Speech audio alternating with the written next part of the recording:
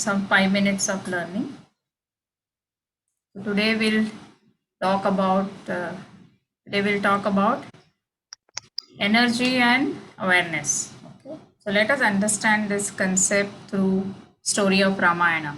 Story of Ramayana, everybody knows that Ravana comes, he kidnaps Sita and keeps her in Ashokavatika.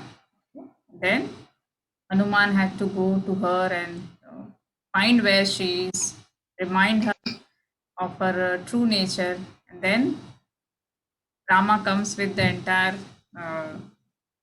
forge of his and then defeats Ravana. Okay, this is all symbolic. This is all happening in our own body. Okay. So, what is Sita? Sita is our own Kundalini energy. So, what happens? Ravana is the ego mind. Okay. Ravana, ego mind, and Ravana's Sena is all the desires. So, what happens that our ego mind snatches away our energy and keeps the energy trapped. Ashok Vatika is our own Muladhar Chakra. This Muladhar Chakra, the energy remains trapped. The energy herself doesn't know how to get out of it because Ravana and the desires, all the demons of Ravana are all the desire. They are guarding this Ashok Vatika. So Rama also cannot reach there. Only person who can reach there is Pavan Putra Hanuman. So that Pavan Putra Hanuman is our own breath.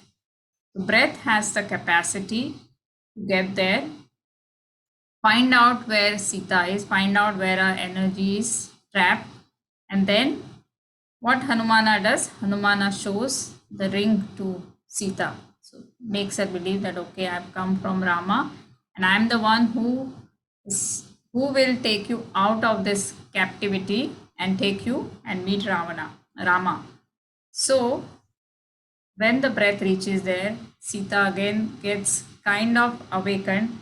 Her hopes of meeting Rama again are awakened. Then Rama is our own awareness, consciousness, and Lakshmana is attention. Okay.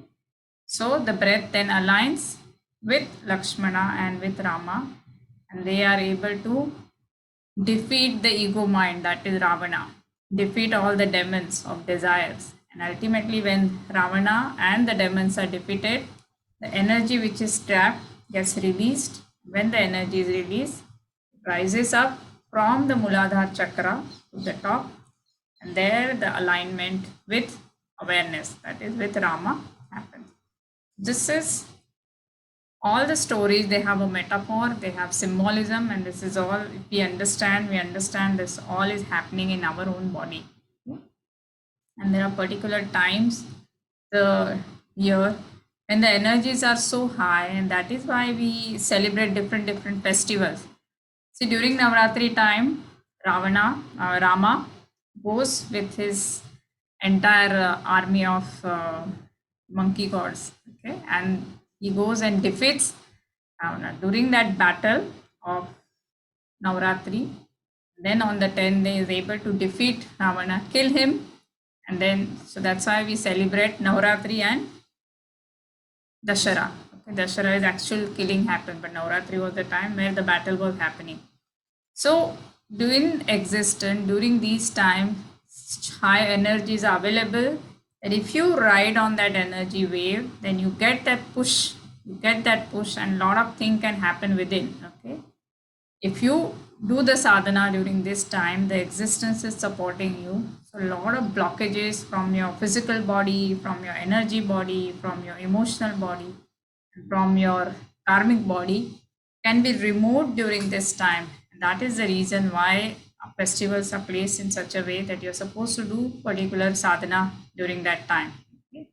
Most of the time we know only the celebration aspect. Okay, so eat and have party or meet or do dandiya, and dandiya also, it's a very highly energetic, you can't do in the other time of the day, you can do it only during this time because the energy levels are high.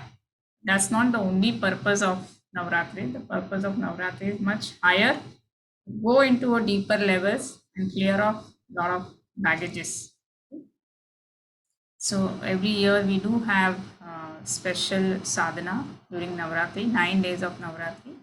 So people do fasting or physical cleansing and do all this meditation and breathing practices for cleansing of the energy and the emotional body.